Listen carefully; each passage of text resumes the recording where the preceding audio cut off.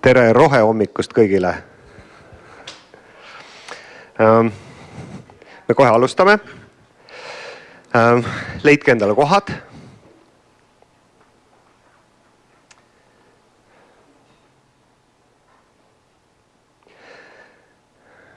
Tere tulemast Teaduspark Tehnopoli ja Pakri ja Tööstuspargi poolt korraldatud rohehommikule. Me arendame koos Pakriga rohetehnoloogia valdkonda nüüd juba üle 5 aasta koos. Ja rohehommikud on sellised rohetehnoloogia huviliste hommikused kogunemised, kus me räägime olulistest teemadest. Ja täna on meil juba tegelikult mitmendat korda selline eriline üritus, kus me teeme rohehommikud 2 linnas korraga. Meie siin Tallinnas ja me Pärnut praegu ei näe, kohe me varsti lülitame nende peale, nemad näevad praegu meid.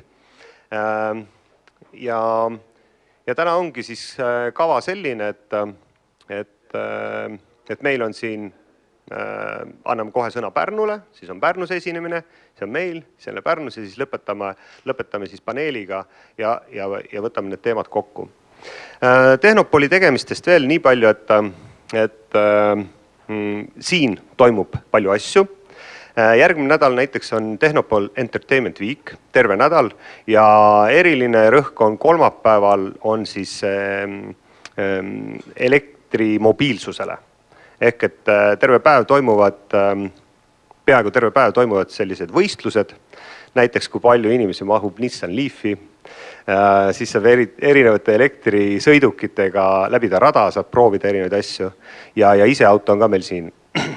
Ja see on sissejuhatus siis minu taga käivale videoslaidile Greenest Summitile, mida me siis korraldame juba 2 aastat. Ja Greenest Summit on planeeritud kogukonna rohetehnoloogia suursündmusena ja plaanid on siis tehtud juba 5 aastat ette. Eelmine aasta me alustasime hoonetega, see aasta on mobility, järgmine aasta on põllumajandus ja tuleviku toit. Pärast seda tuleb tööstus, siis energia tootmine ja siis võtame järgmised teemad, mis on sel hetkel laineharjal. Aga mina siit sissejuhatuse lõpetan, kes mind ei tunne veel, siis ma olen rohetehnoloogia valdkonna juht siin Tehnopolis ja Tehnopol toetab Eesti ettevõtteid alates ideest kuni siis suurte rahastuste ja koos Pakriga siis tootmise skaleerimiseni ja meil on erinevaid eksportprogramme ka samamoodi, nii et tere tulemast meie punti. Aga ma annan nüüd sõna Pärnule, siin on meil äge tehnoloogia, nii et ma tõmban eeblit ja siis Pärnu alustab. Nii, tere siis siit Pärnust. Minu nimi on Silver Smiljanski ja toimetan koostöötamiskeskusega Forward Space. Meil on väga hea meel koos Tehnopoli ja kõikide nende teiste ägedate ettevõtmistega seda rohehommikut korraldada ja ka siin Pärnus, sest näeme, et ka Pärnus on väga huvitavaid ideid, inimesi ja väga palju teotahet, et teha midagi rohevaldkonnas ära. Ja sellepärast me neid üritusi hakkasimegi koos korraldama. Ja meie esimeseks esinejaks tahaksin lavale kutsuda Laura Truia, kes on aktiivne Pärnust pärit noor naisterahvas ja kes siis põhimõtteliselt otsustas midagi ette võtta. Ja oma ettevõtmisest nimega Recyclist ta kohe ka räägib. Nii et ole hea.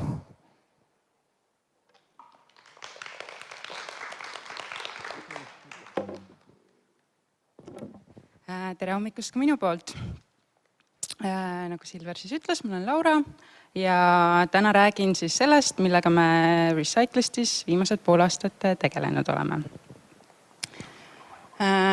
Enne kui ma siis lähen põhiteema juurde, küsiksin, kes siin saalis viibijatest ja muidugi ka Tallinnas, kuigi ma ei näe, mis Tallinnas vastatakse, aga kes ei ole seda raamatut lugenud, mis siin ekraanil praegu on? Ikka päris palju. Siis ma arvan, et te kõik võiksite seda kiiremas korras teha. Mina lugesin seda raamatut siis, oligi kuskil pool aastat tagasi. Ma olin sellest kuulnud, sellest erinevaid lugusid kuulnud küll väga ammu, aga peale selle lugemist sain ma siis väga palju inspiratsiooni sellest. Ja kuigi sinimajandus räägib rohkem sellest, kuidas luua selliseid mudeleid, kus jääke üldse ei tekiks.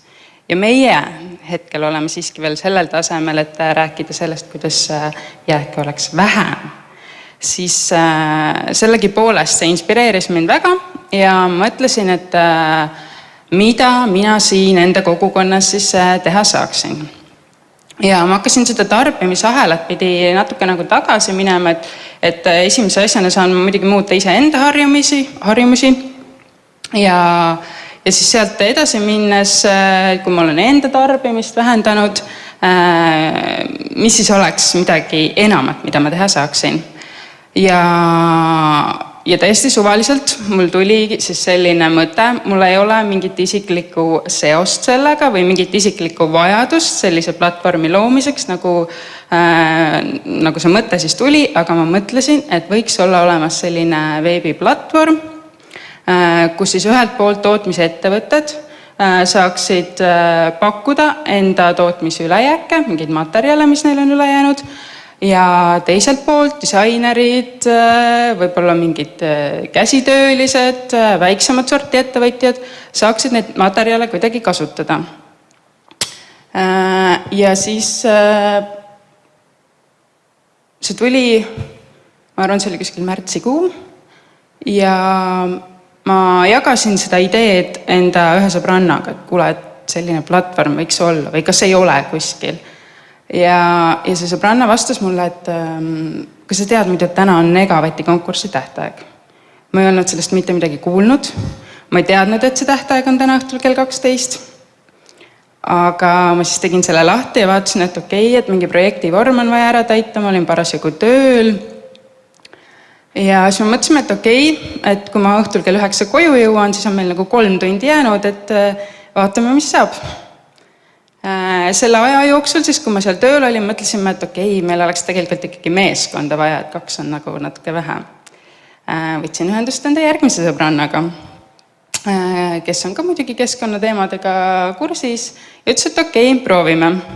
Õhtul kell 9 istusime me kõik arvuti taha ja kirjutasime 3 tunniga valmis projekti. Ja mis sellest edasi sai, oli siis see, et me jõudsime valmis, pääsesime finaali.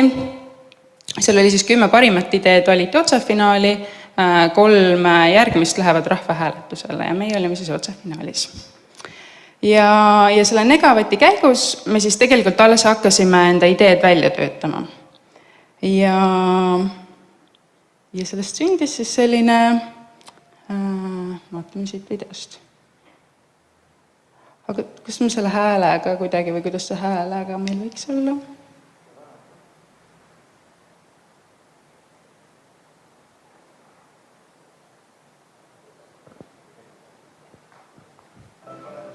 Okay. See on Toomas. Tema on ühe ettevõtte tootmisjuht. Täna peab ta tellima jäätmekäitleja. Igal aastal kulutab ta ettevõtte 100 eurosid, et jäätmetest vabaneda. See teeb ta kurvaks. Tema ettevõttes tekib iga kuu suur hulk tekstiilijäätmeid. Kui varasemalt on ta need saatnud prügimäele, siis täna proovib ta esimest korda platvormi Recyclist. Protsess on väga lihtne. Toomas sisestab platvormile oma jäätmetüübi, selle kvaliteedi, koguse ja hinna. Nüüd jääb ta teadet ootama. Ja teade tuligi. See on Mari. Tema ettevõte toodab kaelapatju. Mari hoolib keskkonnast. Ta on regulaarne platvormi Recyclist kasutaja. Tuli teade. Tänu platvormile Recyclist saavad Toomase ja Mari vajadused lahenduse. Toomas saab oma tekstiilijäätmetest lahti ja Mari saab endale materjali oma toodete loomiseks. Recyclist. Tänased jäätmed on homne ressurss.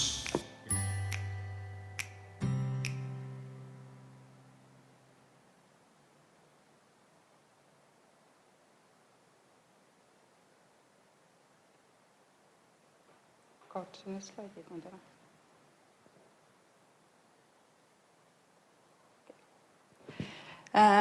Aga kuna me olime alustanud nüüd natukene nagu tagurpidi seda asja, ehk siis tavaliselt alustatakse sellest, et kõigepealt on probleem ja siis otsitakse sellele probleemile lahendust, siis tegelikult mina olin natuke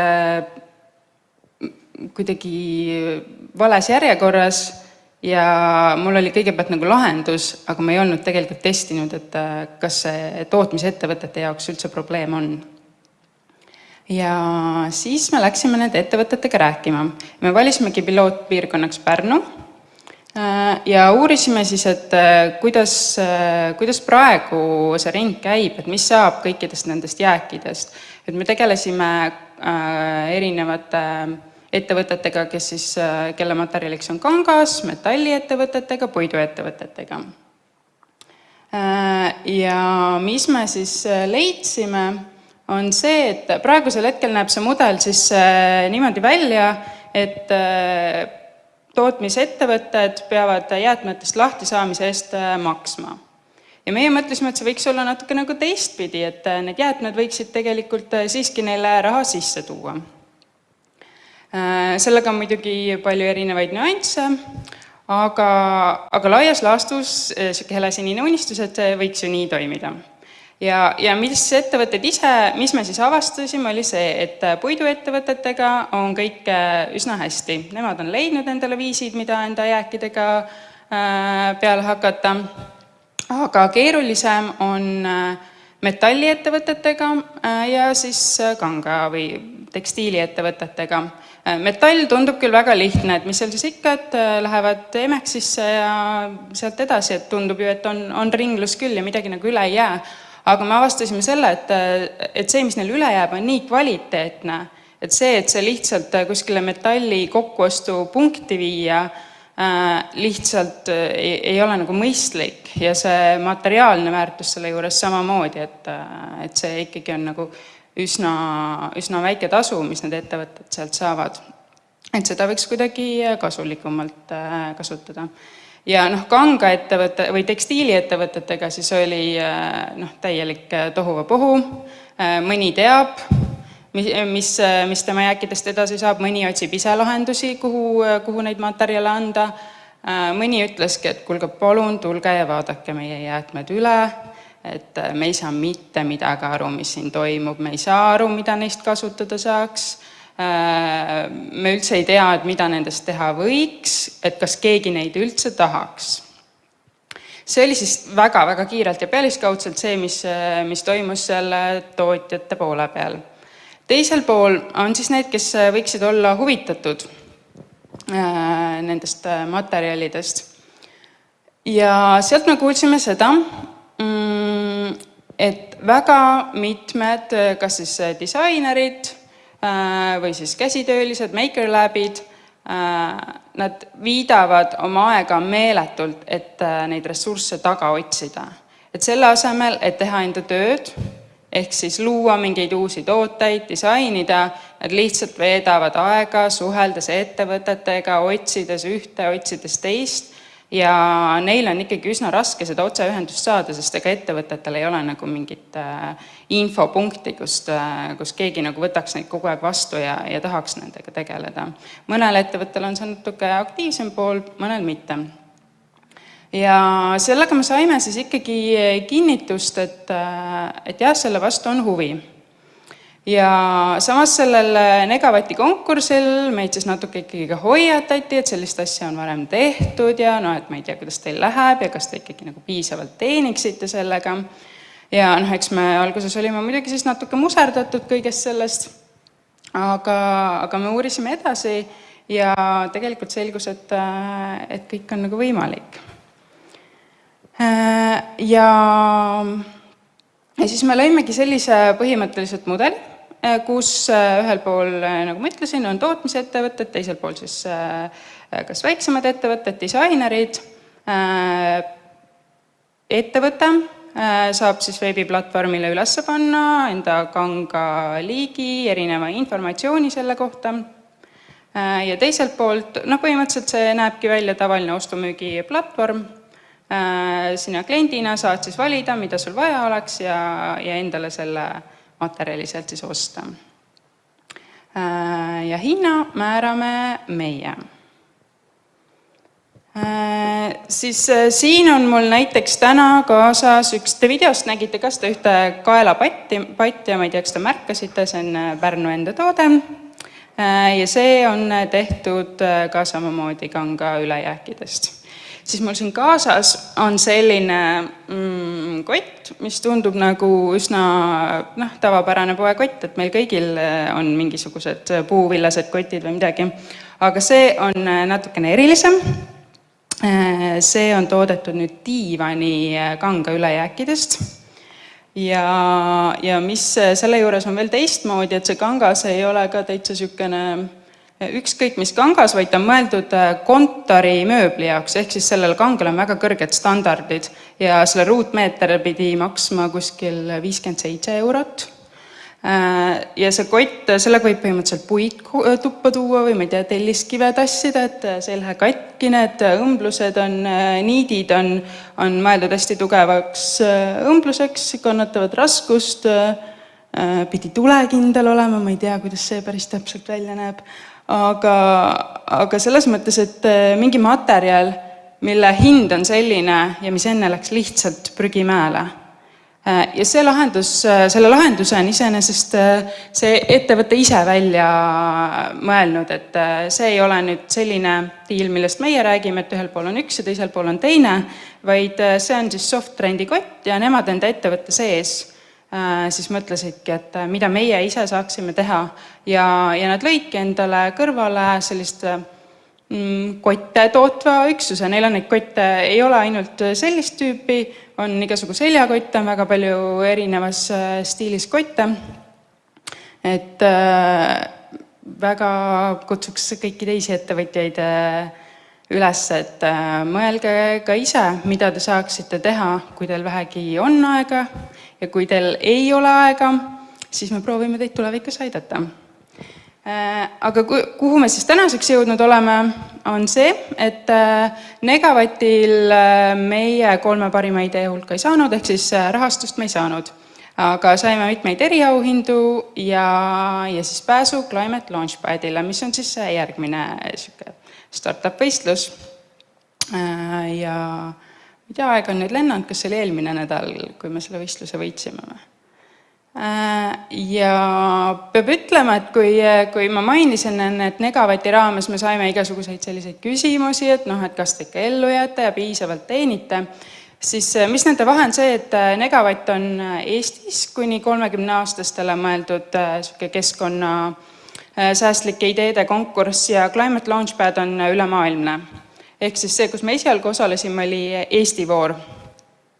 Ja seal on mastaabid hoopis teised, et kui ma räägingi Eesti konkursile, et et mingi Maker Lab kuskilt Pärnust või Tartust tahab meid kasutada, siis see tundub selline, ma ei tea, et siin 10 € siia-sinna, et sellega nagu palka kellelegi ei maksa.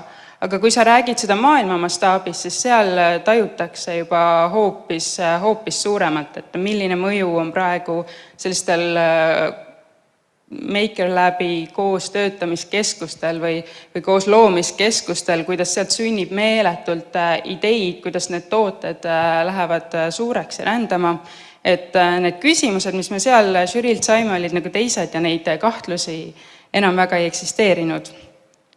Ja tänaseks siis ongi nii, et selle võistluse me siis Eestis võitsime ja novembris läheme oma ideega Hollandisse ülemaailmsele võistlusele. Ja siis ma võin vist küsimustele vastata. Just. Aitäh, Laura. Kui kellelgi on küsimusi siit saalist, siis ma tooksin teile hea meelega mikrofoni. ja ma unustasin tegelikult ennem selle asja öelda, et kõik, kes tahavad ka Tallinnast küsida, saavad Facebooki laivi alla kommenteerida ja sealt siis loen küsimuse. Nii, üks küsimus tuli. Tere, Laura, nii tublid olete. Mul tekkis selline mõte, vaata, sa ise rääkisid ka kohe alguses, et Günter Pauline, et senise majanduse ideed on ikkagi need, et võimalikult vähe oleks seda jäädet ja üldse mitte. Siis kuidas te tundsite nüüd tootjatega vesteldes, et kui nad saavad nüüd jääkide müügi eest raha, kas see motiveerib neid vähendama jääke? Meie jaoks oligi üllatus tegelikult see, et raha ei ole üldse peamine. Mis ettevõtete jaoks praegu loeb rohkem, on rohekuvand. Kõik tahavad ikkagi sellist, klient muutub üha teadlikumaks, klient oskab küsida ja ettevõtete jaoks, kuna see ei oleks, selge on see, et see ei ole nende mingi peamine tuluallikas, see on ikkagi siuke väike kõrvalväärtuse nagu loomine, siis nende jaoks palju olulisem oli see, et nad saaksidki öelda, et jah, nende jäätmed lähevad millegi parema hüvanguks ja seejuures jah, see teenimisosa ei olnud nagu nii oluline. Et me ise arvasime ka, et see võib selline et tekib selline eestlaslik kadedus võib-olla, et mina annan nüüd tasuta, aga keegi teine teenib, äkki mina peaksin siis ka ikkagi enda selle jääkmaterjali eest rohkem küsima ja tekib mingi selline asi, aga tegelikult oodatakse vastu kas mingit rohemärki, mingit kuvandi loomist, küsiti kohe, et kas me saaksime kuskil enda materjalidesse siis panna sisse mingisuguse sihukese lõigu, et see on hästi oluline. Nii, veel, jah. Tere, Laura. Väga tublid olete ja minu küsimus on see, et kõiki valdkondi te korraga ju kaardistada ei jõua. Ütles, et puidu jäätmetega pole probleeme, aga milliste valdkondade jäätmete plaanite esmalt kaardistada?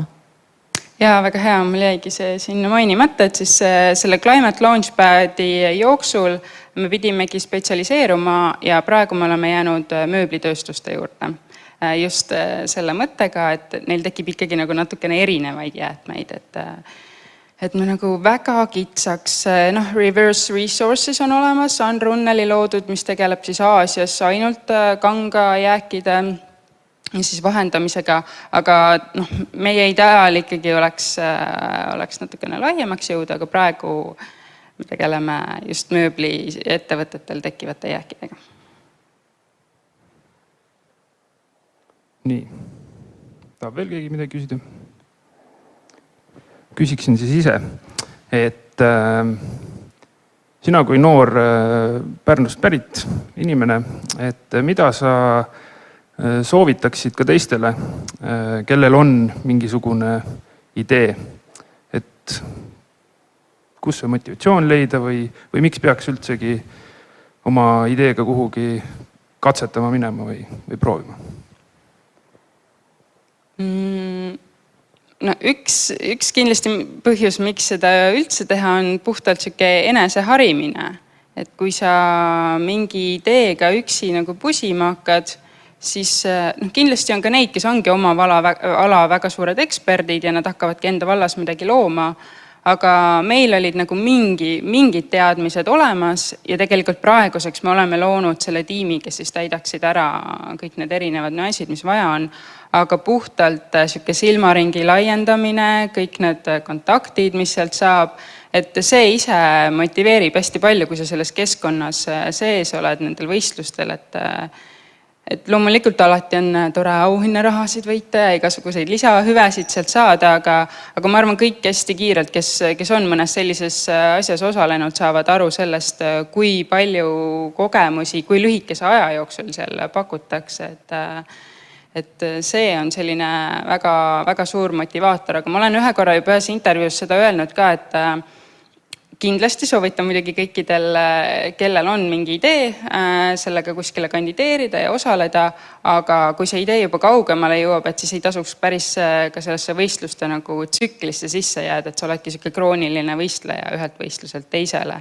Et üks hetk tuleb märgata ka seda võib-olla, et kui sa oled enda teadmised kokku kogunud, su pagas on juba piisav ja mine ja tegele enda ideega, et lõputult ka võistelda ei ole vaja. eks see oleneb muidugi natuke sellest, et rahalisest poolest ka, et kui hädasti sul seda võistluste raha ja vaja on. Aga üldiselt ma arvan, et mingilt maalt võiks selle asjaga, kuna see võistlemine võtab ka lihtsalt väga palju aega, siis mingi hetk sa peaksid enda aega panema oma ettevõtte arendamisse, mitte enam võistlemisse. Aitäh, Laura. Ja anname siis sõna tagasi Tallinnasse.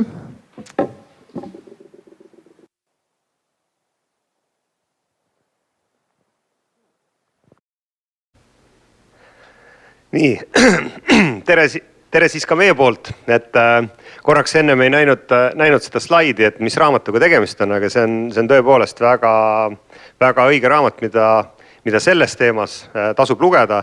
Ja kui ma enne mainisin Greenest Summitit, siis üks online keynote speaker on ka Gunter Pauli meil, nii et tasub tulla. Ja selle video all jooksis Rohehommik 20 kood, no sellega saate 20% kohe pileti hinnasoodustust, nii et kasutada ka seda. Aga tagasi siis ressursside säästmisele. Meil Tallinnas on ette valmistatud järgmine esineja. Daniel tuleb Paevkivi tootmise tehasest ja ta räägib kontseptsioonist, kuidas nad koostöös TalTechiga leiutasid viisi, kuidas kogu protsessis kõik ära kasutada 100%. Nii et palun, Daniel, lava on sinu.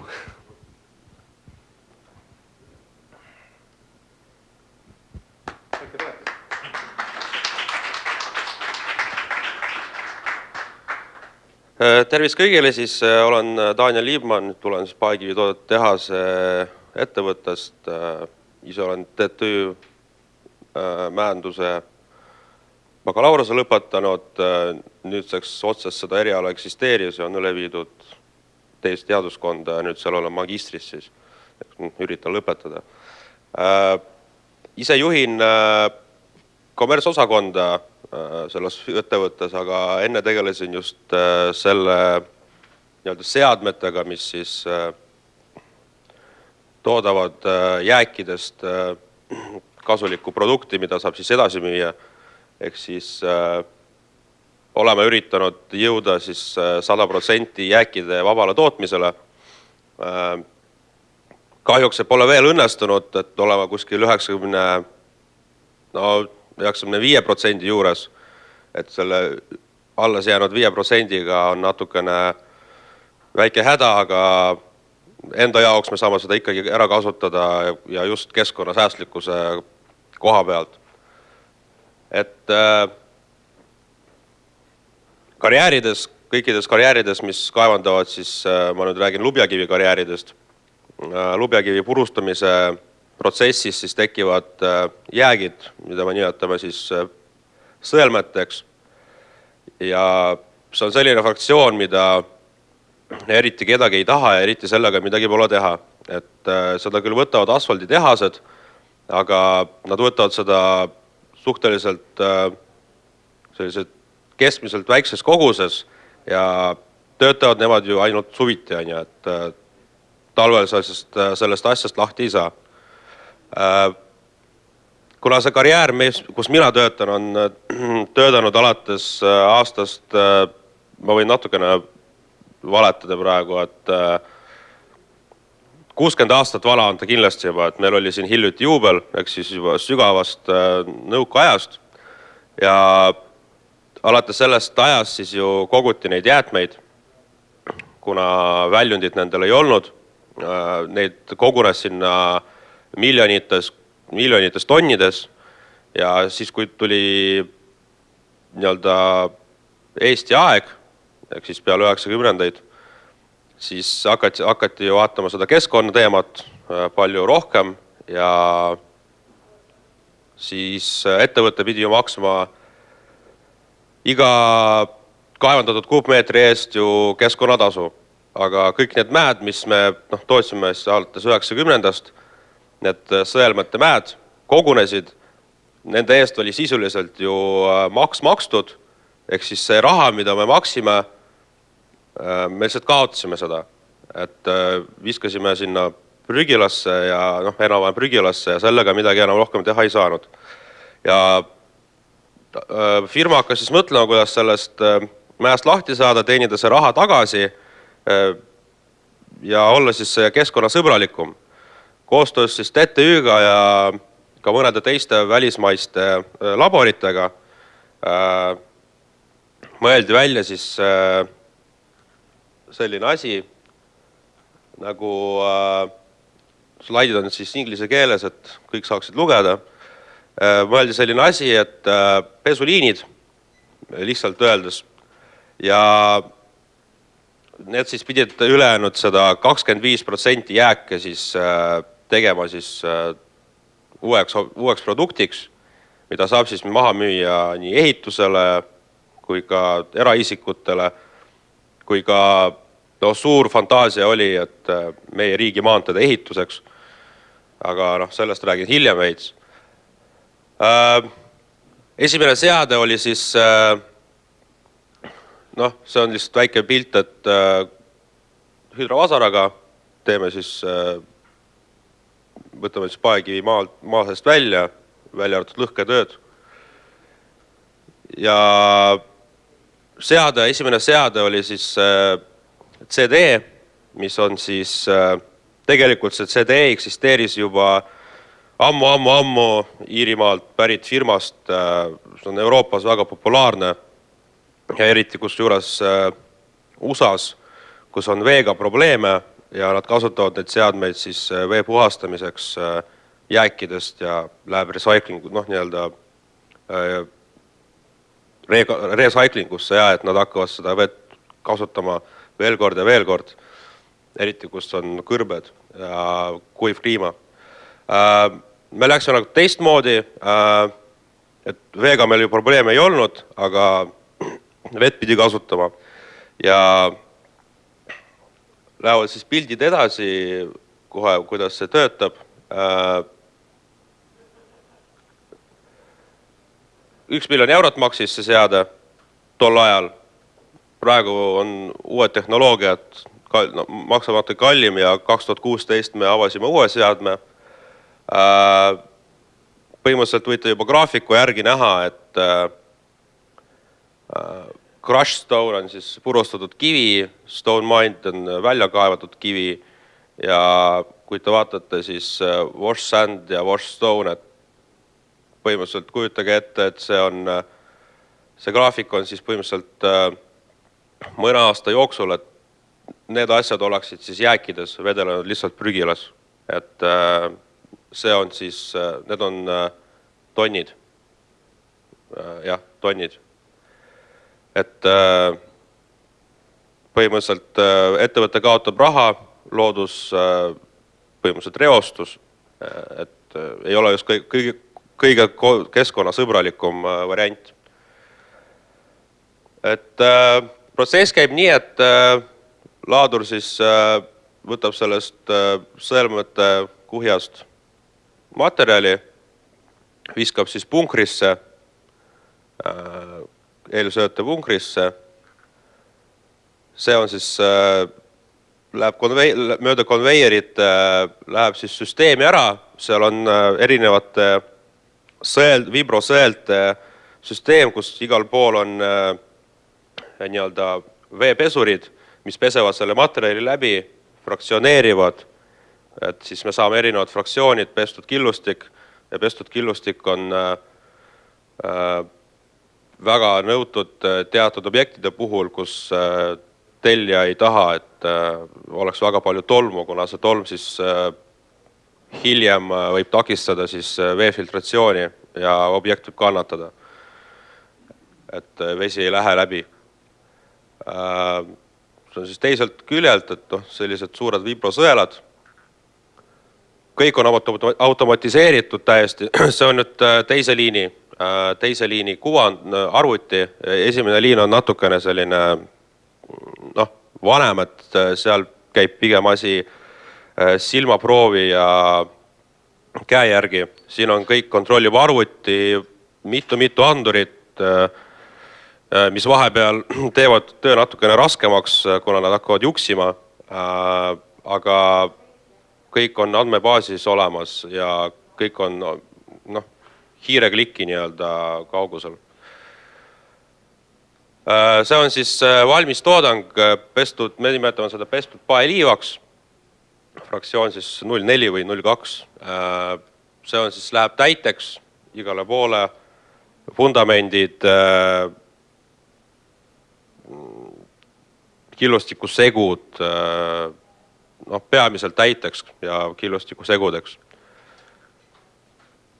See on siis kuhi sellest ja kusjuures see paeliiv maksab põhimõtteliselt sama palju kui tavaline kvartsliiv ja selle omadused on põhimõtteliselt täpselt samad nagu kvartsliival.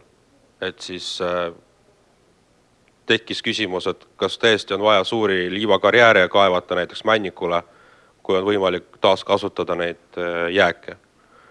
Meid eriti väga keegi mitu aastat ei uskunud, keegi julgenud seda sellist seadet osta, nüüd on Eestis neid juba minu teada 3 või 4 olemas. Et teised firmad on ostnud, et ka oma jääkide probleemidega tegeleda, et just lubjakivi karjäärid või kruusakarjäärid.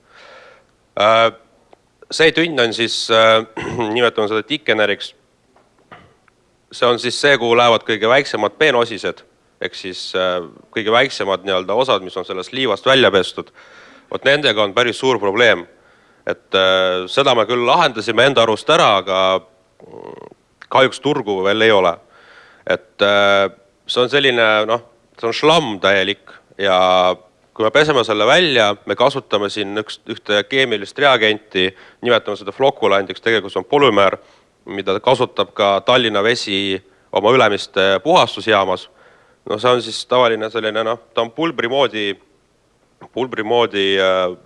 selline toode, mis siis selle šlammiga ja veega kokku puutes siis seob need šlammi molekulid kuidagi endaga ja siis nad vajuvad alla. Ehk siis nad ei jää sul ulpima siin kogu aeg üleval, sest nad tegelikult kerged ja kõik vajub kohe alla siia pumba juurde ja pump siis pumpab selle basseinis, šlammi basseinid on meil siin lähedal ja pumpab sinna selle välja.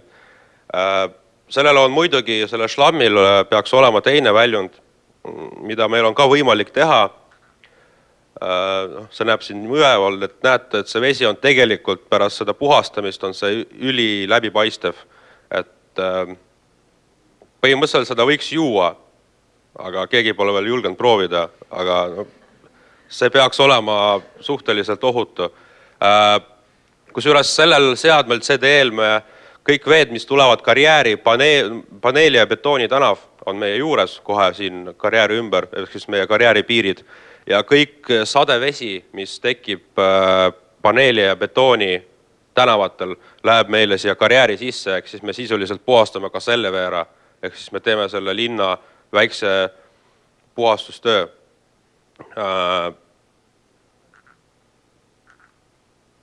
See on siis täpselt sama süsteem, mis eelmisel liinil, aga see on selline high-tech juba, et siin on juba laserid, mis mõõdavad selle slammi sadenemise kiirust ja vastavalt sellele siis reguleerivad, kui palju seda polümeeri peab peale andma, et süsteem toimiks. See on siis Itaalia väljamõeldis, Fraccaroli ja Balzan nimeline firma, mis installis selle seadme meile, et pidi säästlik olema ja ta tegelikult on. Need on need konteinerid, kus segatakse seda polümeeri, käivad ringi teatud mehhanismid, mis segavad seda. Väike selline lihtsustatud skeem nendest söötjatest, kuhu läheb materjal, mis sealt välja tuleb, et mis fraktsioonid erinevad ja nii edasi. See on siis filterpress, siis kui te mäletate, ma rääkisin sellest šlammist ja sellest edasi kasutamisest. Hetkel me kasutame seda šlammi enda jaoks, kuna karjäär läheb varsti kinni ja karjääri põhja on vaja hüdroisoleerida, et igasugused halvad jäägid nii-öelda, mis tekivad kuskil, ei satuks siis põhjavette või siis keskkonda edasi. Me paneme selle šlammi mööda karjääri põhja ja see šlamm on tegelikult hüdroisolatsiooni materjal, et kui seda kokku pressida või seda väga palju panna, siis vett ta läbi ei lase. See on tema üks omadustest, mida me kasutasime ka Tallinna prügila ehitamisel, seda katsetati, mitte küll suures koguses, aga põhimõtteliselt prügilate ehitamiseks oleks ta väga kasulik hüdroisolatsiooni materjali jaoks, aga kuna Eesti on nii väike ja Tallinn on nii väike ja meil on ainult üks prügila, mis kestab iga 10 aastat, siis ega rohkem prügilatesse seda šlammi vedada ei saa, et transport kuhugi näiteks Ida-Virumaale oleks liiga kallis, et see ei veaks välja. Põhimõtteliselt seda on väga lihtne teha, seda šlammi nii-öelda kokku pressida, aga selle jaoks on vaja ainult ühte seadet. Selle nimi on filter press, siis nagu ta oli üleval nimetatud. See on selline seade, kus on need siia nende kihtide vahele, kihid on siis tehtud, need platvormid on tehtud spetsiaalselt kangast, mis laseb vett läbi küll, aga mingisugust suuremat sorti materjalide läbi ei lase, ehk siis ta on nagu kuivati nii-öelda. Ja siis see materjal nii-öelda, see šlamm pumbatakse nende vahele, siis kõik see süsteem sõidab nii-öelda kokku, ütleme nii, et pressib ennast kokku ja siis see vesi pumbatakse, pressitakse selle šlammist välja ja kui see protsess lõpeb, mis võtab kuni 30 minutit, tekivad sellised, me nimetame neid pannkookideks.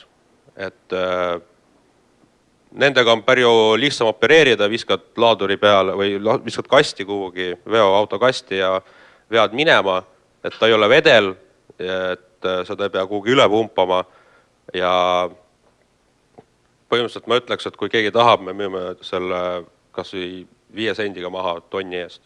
Et täiesti tasuta kraam. Meil on seda miljonites ja kui me kataks oma karjääri sellega ära oma jääkides, siis meil jääks veel üle. Nii et kes tahab, võib võtta. Need on basseinid, kuhu me enne pumpasime šlammi, nüüd on meil natukene teistmoodi tehtud, et see on natukene vana pilt. Aga põhimõtteliselt me pumpamegi praegu basseinidesse seda, et meil pole seda kuhugi enam panna, keegi seda ei taha. Aga liiva tulevikust. Nüüd, kui seda protsessi enam-vähem juba saite aru, nii palju kui ma suutsin seletada, selle liivaga on nüüd see, et meil kasutame liiva killustiku segudes ja teedeehituse jaoks on see meie arust väga oluline toode, kuna kuidas meil Eestis teid tehakse võrreldes ülejäänud Euroopa riikidega. Võtame kas või kõige lähim riik Läti, kes on juba 90-ndatest läinud üle uuele tehnoloogiale. Meil tehakse niimoodi, et pannakse siis jämekild, sõidatakse rulliga üle, ehk siis teatud rahaosa läks, siis pannakse natukene peenem kild, sõidatakse jälle rulliga üle, jälle siis makstakse raha selle eest ja need rullidega üle sõitmine ei ole kõige odavam protsess. Siis tõmmatakse kõige peenem kild peale, sõidatakse jälle rulliga, siis pannakse liiv ja siis pannakse alles asfalt, ehk siis see protsess on mitmes osas koosnev. Ja teede ehitus sellisel kujul on väga kallis. Meie ostsime ühe asfaldiliini, mis tegelikult on asfalditehaste jaoks mõeldud, modifitseerisime enda alla, ehk siis erinevad punkrid, segavad erinevad killustiku fraktsioonid kokku, tuleb segu välja, kus on liiv sees. Mida see liiv teeb siis, kui seda segu panna peale ühe kihina, mis koosnebki nendest erinevatest fraktsioonidest, mida siis kasutatakse meie teede ehituses, sõita ükskord rulliga üle, rohkem pole vaja midagi teha. Tee ehituses on selline asi, et kui tee saab koormust, siis kui liiva vahel ei ole nendel killustikku siis osakestel, nemad hakkavad oma vahel hõõrduma ja siis hävitavad iseennast, ehk siis tee põhi teealune siis hakkab vaikselt hävinema, amortiseeruma ja lõpuks tekivadki meil sellised konarused ja teeremont on siis iga-aastane. Liivaga on see, et liiv takistab seda hõõrdumist või siis ta ülipalju minimiseerib seda. Ehk siis hõõrdumist ei teki, teekatte säilib palju kauem ja meie arvutuste järgi tee-ehitus kasutades segu, killustiku liivasegu, on 20–30% odavam praegusest. Seda kõike juttu, see on samal sait, seda kõike juttu me oleme rääkinud meie kullakallile Maanteeametile juba 10 aastaid, näidanud erinevaid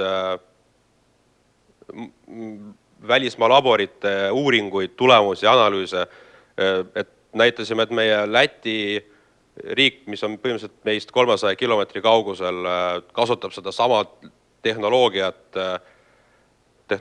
nii-öelda juba 90-ndatest. Nemad seda ei usu. Tehti katsetus, need inimesed, kes praegu Pärnus on, teie Pärnu ringtee on tehtud just meie segust. Me vedasime spetsiaalselt seda Tallinnast Pärnusse ja seda ringteed ehitasid mitte pärnakad, vaid lätlased. Sest et Eesti ehitajad ei julgenud seda teha eriti. Aga Maanteeamet on ikka vastu erinevate põhjuste koha pealt. Meil on erinev kliima, meil on see külmumiskindlus, erinevad põhjuseid tuuakse, mis tegelikult ei ole just kõige kehtivamad. Kahjuks meil seadusandlus Eestis on ka natukene maha jäänud ajast, et seda on vaja uuendada, normatiive on vaja uuendada, äkki siis saab, et eks me võitleme edasi. Senimaani seda liiva meil võetakse üli hästi, kasutatakse igal pool. Terve lennujaam, Tallinna lennujaam ju ehitas ennast ümber ja kõik, mis on ümber lennujaama, selle maandumisraja, on meie liiv ja killustik. See on selline pehme pinnas, mis on välja mõeldud siis teatud inimeste poolt, et kui lennuk peaks rajalt maha sõitma, siis ta sisuliselt kaevab ennast sinna liiva sisse ära, et siis ei teki mingit suuremat kahjustust ja inimesed peaksid ellu jääma ja see katastroof siis ei lähe nii suureks ära. Et see on ka nüüd välja mõeldis paar aastat tagasi, et lennujaam võttis meilt materjali. See on siis sellest räägib Beninghoven liinist, millest ma rääkisin, see asfalditehase liin, et nad ei hõõrdu oma vahel need osakesed. Hinnast, eks siis ta on odavam. Niimoodi ta välja näeb. Täitsa väike liinikene, kõik on arvuti abil kontrollitav, retseptid on arvutis sees, vajutud nuppu läheb käima, laed punkrid täis.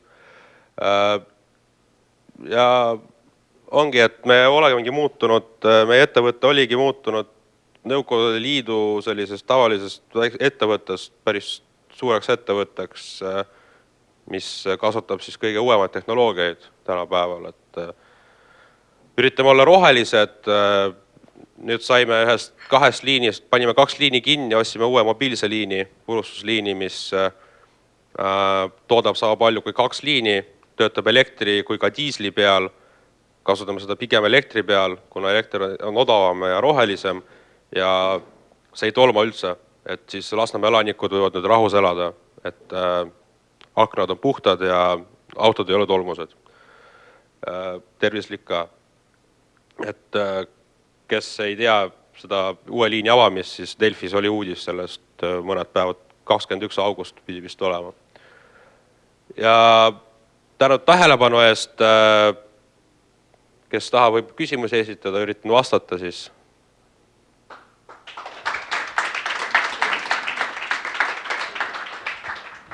Tänan, Daniel. Kas meil on saalis küsimusi, et siis ma ulataks mikrofoni, et pärnakad ka kuulevad? Tere! Mul on küsimus selle slammi kohta, et kasutasid seda pilootprojektis, et kas on nüüd saanud nagu need normid ja kõik seadused täidetud, et võib kasutada täiesti hüdroisolatsiooniks?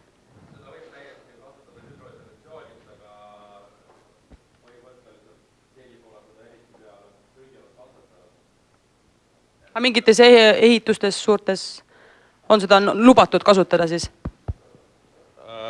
Ma on natukene raske küsimus, et otseselt ei saa vastata, aga ma ise praktika koha pealt ma ei teagi, kus seda ehituses saaks kasutada, et maja vundamendi jaoks see kindlasti ei sobiks nii-öelda.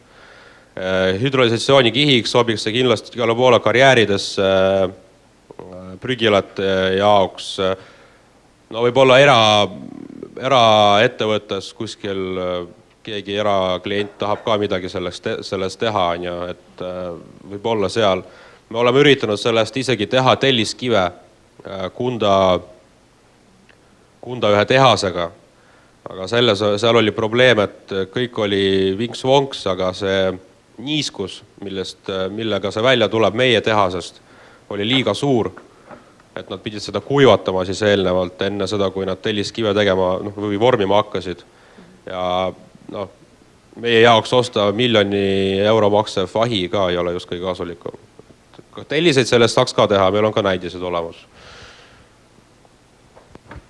Ja aitäh, et siin võib-olla mõnel ettevõtjal tekib mõte, et saaks kasutada neid samu materjali oma tootmisprotsessis. Mul on niisugune kiire küsimus, et alati selliste suurte asjade, suurte muutustega keegi on see, kes seda käivitab.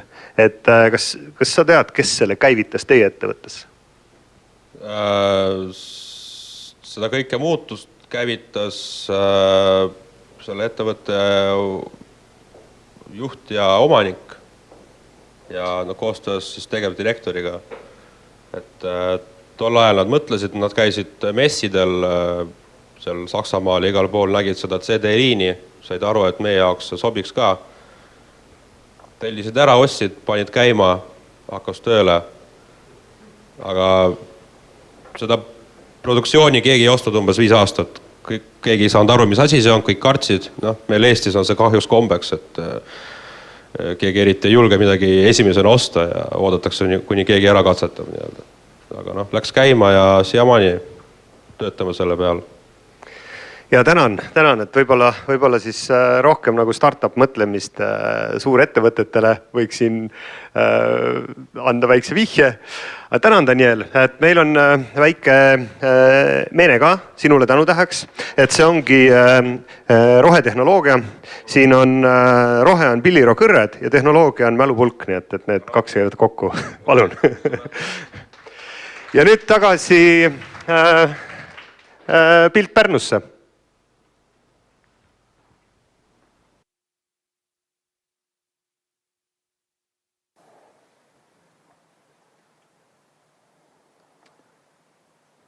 Nii, sobib. Meil jäi üks küsimus enne Lauralt küsimata ja teeks selle kiirelt ära. Ja Erki Ani on esitanud küsimuse, et kas tänaseks on teil ka esimesi suuremaid huvilisi pilootprojektiks ja mis riik oleks teile järgmine rünnatav turg? Tere, Erki! Meie pilootprojektiga on praegu mitmed ettevõtted nõustunud liituma, aga näiteks suuremad neist on Sleep Angel ja Fennobed. Ja riikide mõttes, ma ütleks, et kõik Balti riigid on väga aktiivsed mööblitootjad, aga viimase aja mõte on olnud, et tegelikult võiks IKEA-ga koostööd mingil moel teha, kuna nemad on ju oma äriplaani täielikult muutmas, minemas üle siis sellele, et kõik nende katki minevad jupid oleksid vahetatavad, et mitte mingeid selliseid ülejääke ei tekiks, siis konkreetset koostööpunkti hetkel ei ole, aga see on võib-olla üks selline mõte, mida tahaks edasi arendada. Aitäh! Nii, ja Pärnust järgmine kõneleja, esineja on Keit Nestor, kes on ettevõtte Paikre äriarendusjuht ja kes siis veel ei tea, Paikre on jäätmejaam, mis asub siis Pärnus ja Paikusel ja nad on väga tugevalt võtnud sihiks rakendada ringmajanduse põhimõtteid oma äritegevuses ja mitte vaadata jäätmetele lihtsalt kui mingi prügi, vaid äkki on need ka ressurss. Ja annan sõna Keidule.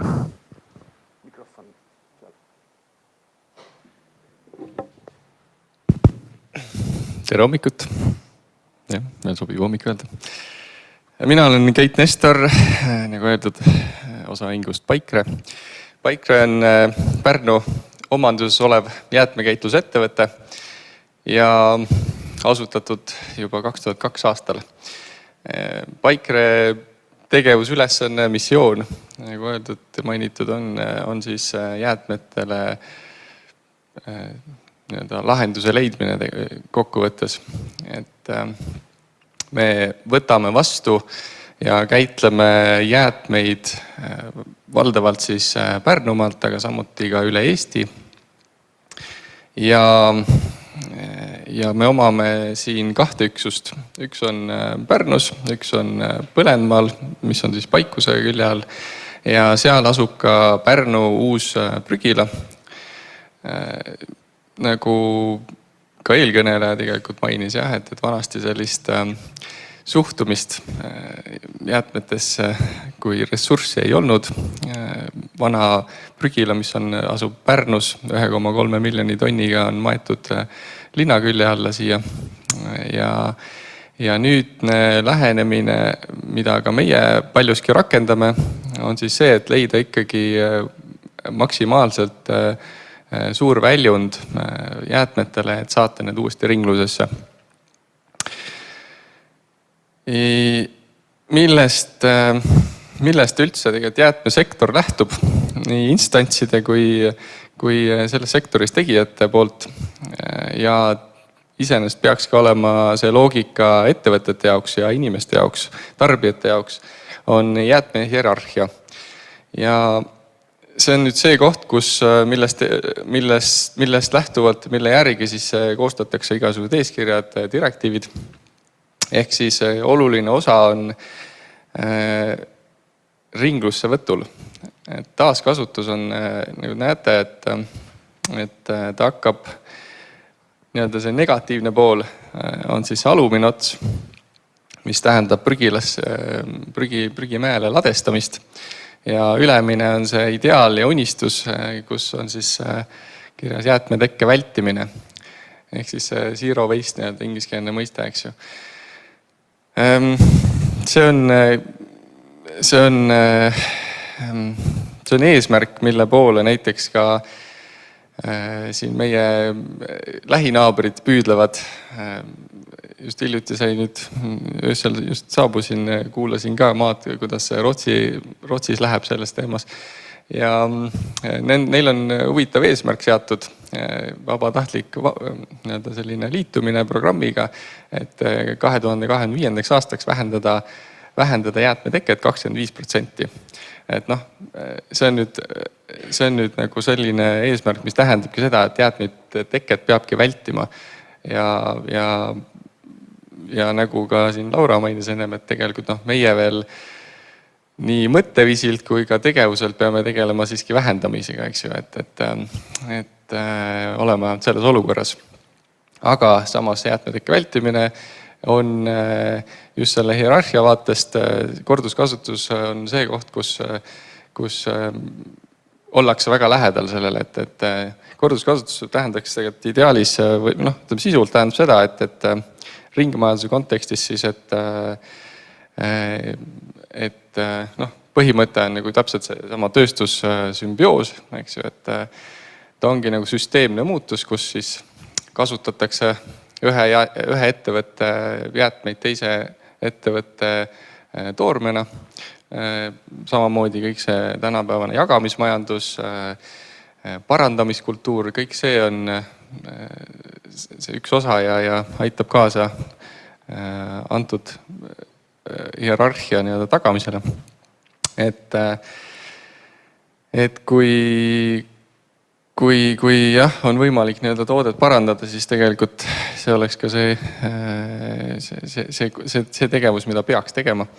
Tänapäeval näiteks kõigil on telefonid taskus ja suur telefonitootja täna ka rakendab seda on avastanud enda jaoks, et oluliselt säästlikum nende jaoks on võtta tagasi telefonid ja need ümber töödelda, et nad võidavad sellega meeletud summasid ja noh, inimeste jaoks ega see on jääde ikkagi, eks ju, et see on tarbeese ja samas säästetakse väga paljuski ka ikkagi keskkonda, et suudetakse toormaterjali, virgin materjali siis need vältida ja saab kasutada vana.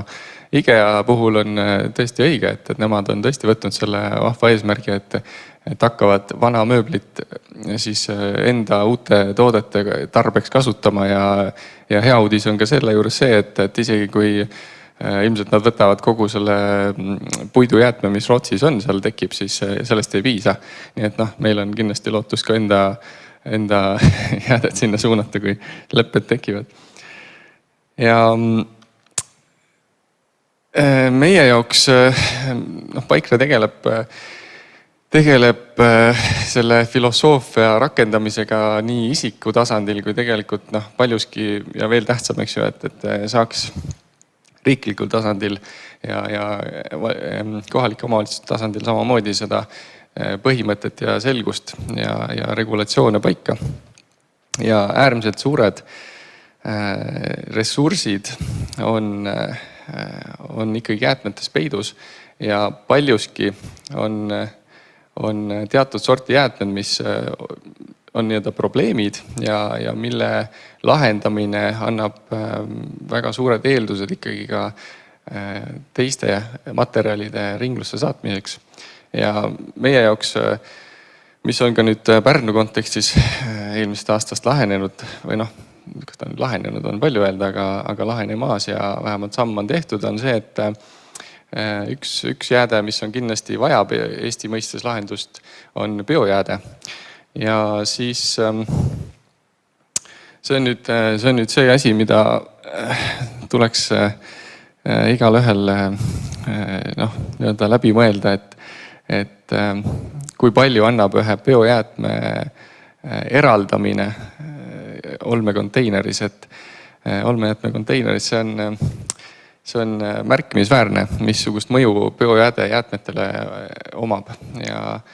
Ja kui seda suudetaks, siis tulemused oleksid riigi mõistes kindlasti hoopis teised.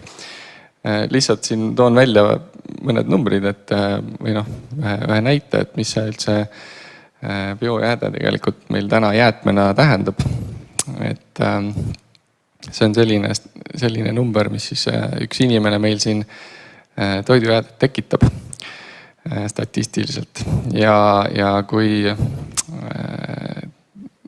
ja nii-öelda prügikasti visatuna tähendab seda rahaliselt päris korralikku numbrit, mida siis nii-öelda raisatakse.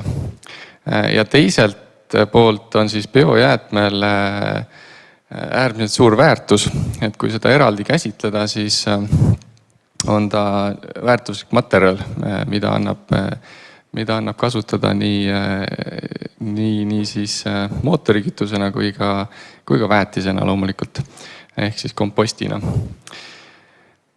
Teine pool, mis on teada-tuntud teema, on plastid. Ja plastidega on selline lugu, et üks selline graafik või nii-öelda iseloomustav numbrislaid on siin maailma ja Euroopa kontekstis. Tegelikult see number on, ilmselt on ta veel suurem, et pigem siin eelmine aasta, oli ta juba siin 78, oli see Euroopa number, ehk siis 78 miljonit tonni on see teke. Ja plastidega ongi see olukord, et ei ole veel nagu häid lahendusi. Ehk siis need lahendused, mis on võimalik siis rakendada, need on võrdlemisi kallid. Ja siin sama asi, et see eeldab ikkagi teatud filosoofiat ja nii-öelda regulatsiooni, et kõik see jäätmemajandus oleks ikkagi jäätmekäitlejate jaoks nii-öelda mugav.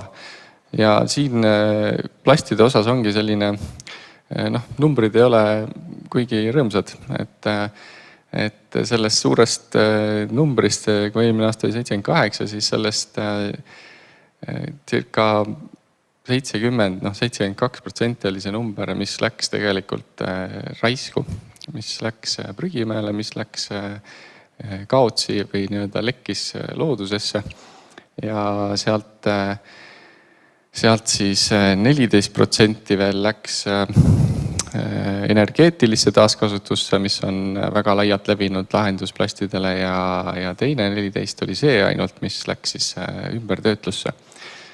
Ning selles vaates on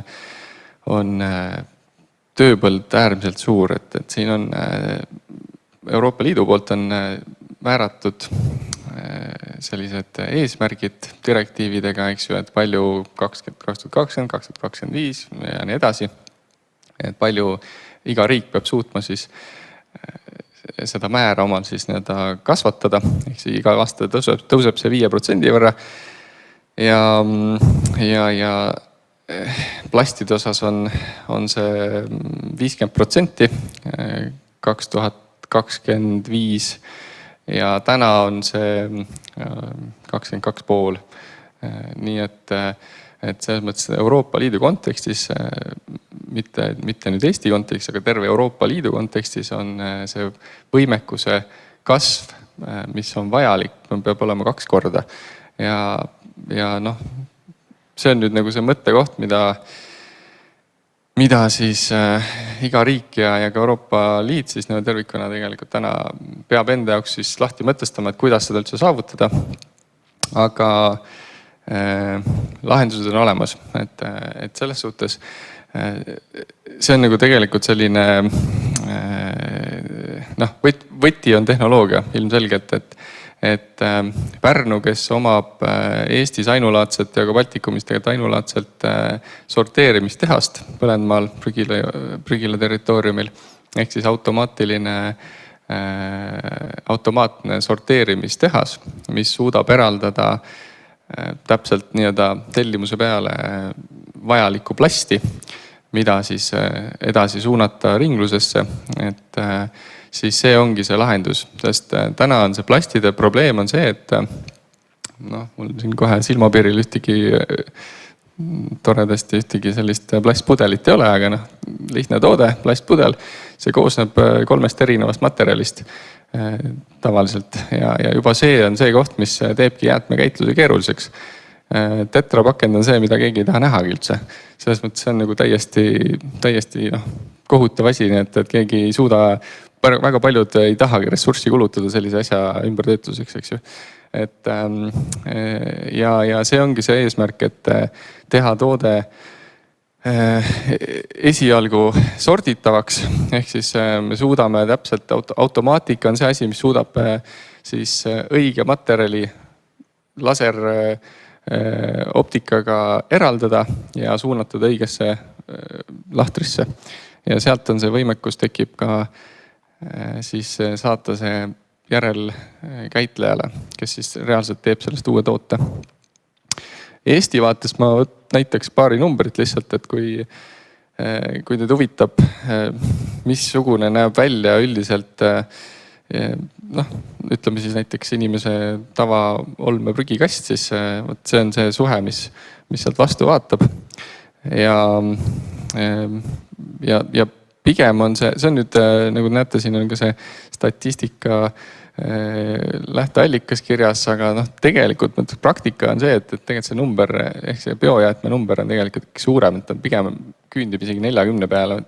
Et see on see maht, mis tegelikult täitub äärmiselt kiiresti ja biojäätme osa ja seda tekib lihtsalt väga palju, aga see jääde isegi kui tekib, siis kõiki jäätmeid ei pea kartma, aga selles mõttes, et ongi see, et kui ta tekib, siis ta tegelikult tuleb õigesti juba jäätmetekke poolt, tekitaja poolt õieti, ka nende poolt õieti käidelda, et selles mõttes tähendab seda, et see tuleb sorteerida. Ja see tagab nagu kõiki selle muun nimekirja võimekuse järel töödelda ja ringlusse saata. Et see on see tegelikult see koht, mida kõik võiksid nagu rohkem teadvustada ja teha. Ja Eesti mõistes on veel see, et teine slaid, mis näitab seda, et noh, seda numbrit olete ilmselt väga palju kuulnud, et mis meie selline tase olmejäätmete siis ringlussevõtu osas on, et noh, siin on meil see 31%, mis on hästi palju meedias ka läbi käinud, et peab olema see 50, eks ju,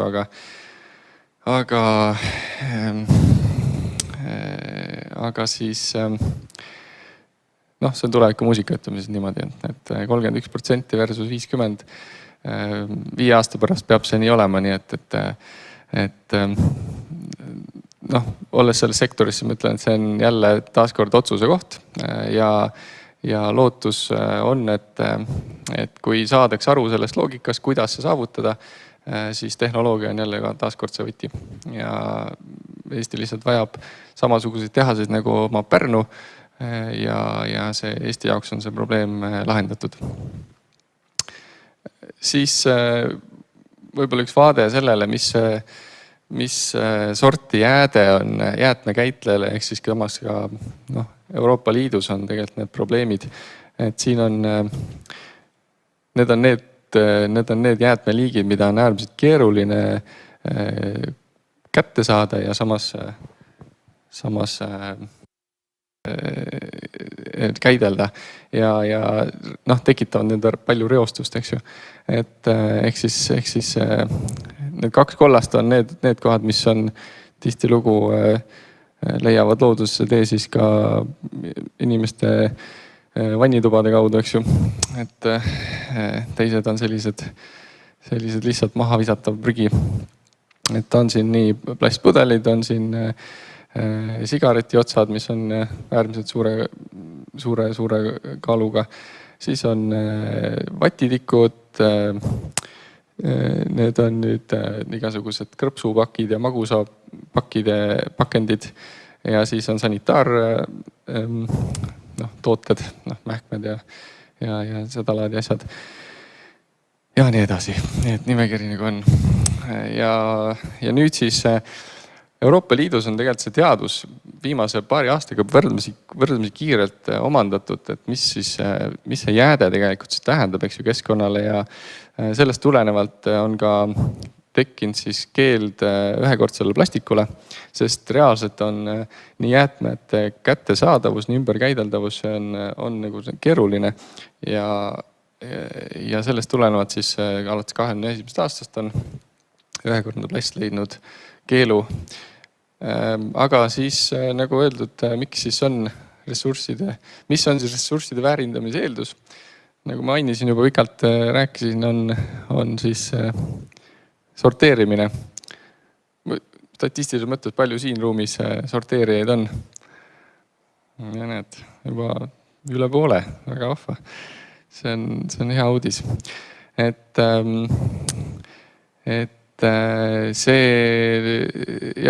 ühesõnaga meie mõistes, Pärnumaa on selles suhtes jälle eelisolukorras, et meil tänu sellele tehasele on meil võimalik sorteerida jäädet ainult 2 konteinerisse. Ülejäänud Eesti seda teha ei saaks, sest mujal seda olmejäädet niimoodi ei suudeta sorteerida. Aga kui panna bio ühte, kõik muu teise, see oleks meie jaoks täiesti piisav. Mujal peaks sinna ilmselt panema ka pakendi, eks ju, 3.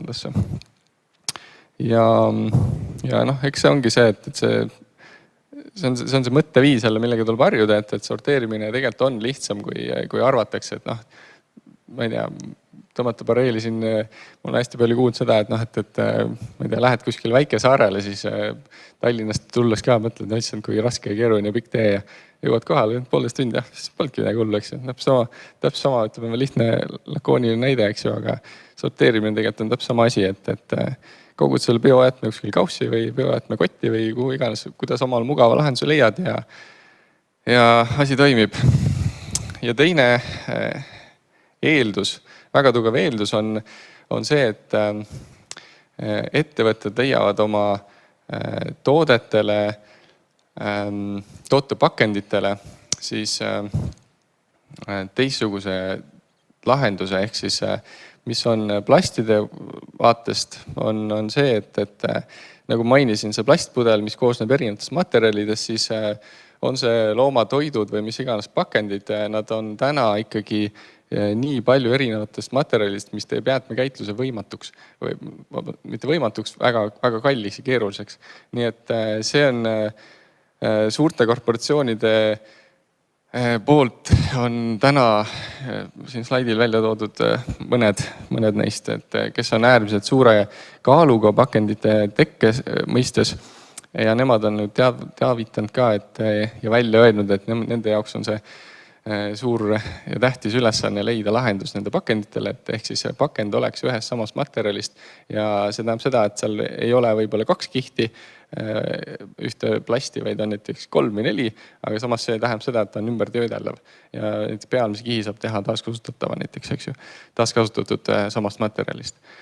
Nii et see on see koht, mis annab väga tugeva eelduse ja ka eelkõneleja poolt väga, väga äge ja kihvt on näha, et leitud lahendus enda jäätmete selliseks taaskasutuseks ja see ongi see tee, mida väga paljud ettevõtted nii enda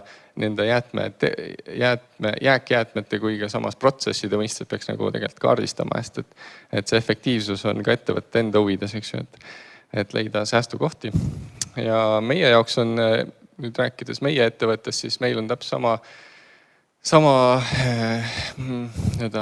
eesmärk kindlasti, et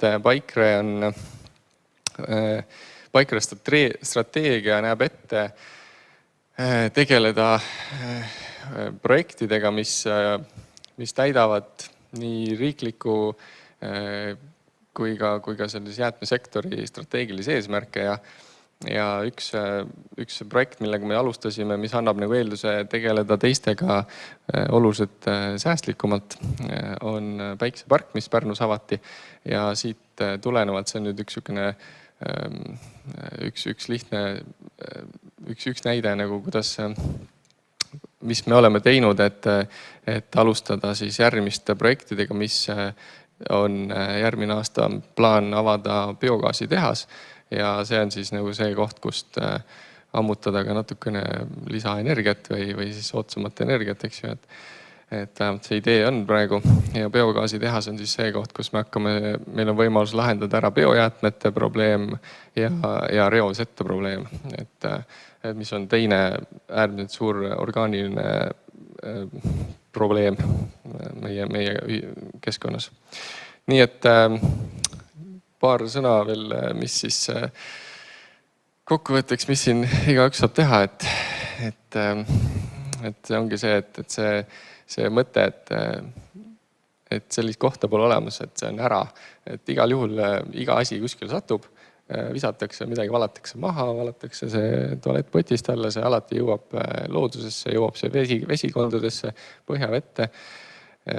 Lihtne on jälgida seda, et kuidas näiteks kauplustesse näiteks kas või käituda, et ei pea panema banaane eraldi kilekottidesse või 2 tomatit eraldi plastkotti, eks ju, et nendega mitte midagi juhtu, kui nad seal kotis niisama ka on.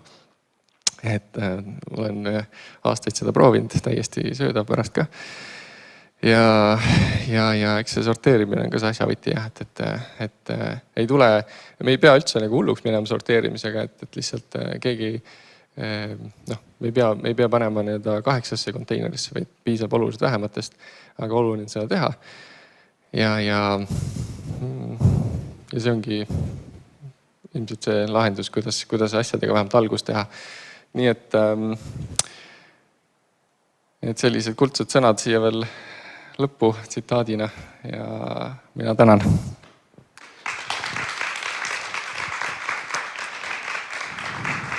Aitäh, Keit. Võtan praegu 2 küsimust online'ist, mis meile on tulnud ja pärast, kes siit koha pealt soovib küsida, siis küsime kohvi nurgas.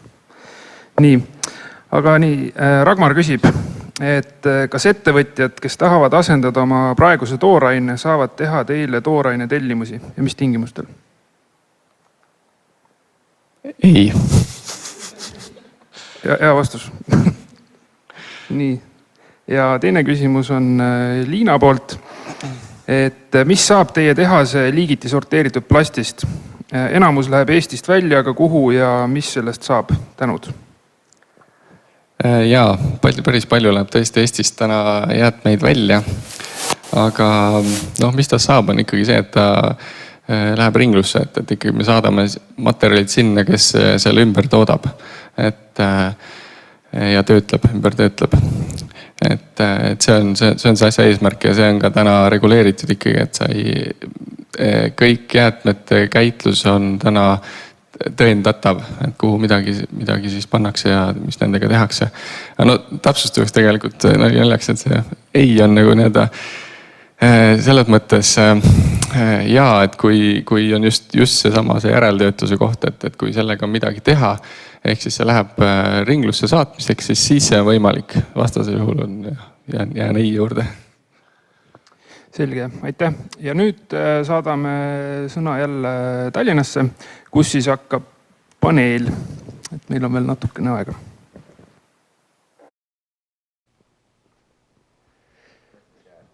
Hello. Oleme siit kõik istume siia kaamera ette ja teeme sellise mõnusa jutuajamise. Meil õnnestus rohehommikule kohale kutsuda 2 nõunikku. Üks on Keskkonnaministeeriumist, energianõunik Mart Raamat. Tervist. Ja teine nõunik on meil Põhjamaade ministrite nõukogust. Ja Madis Tilga on nõunik siis keskkonnateemades ja rohemajandusalal.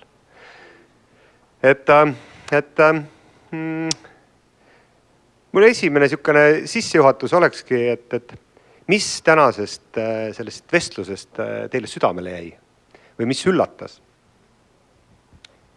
Aitäh, Ragmar, kutsumast.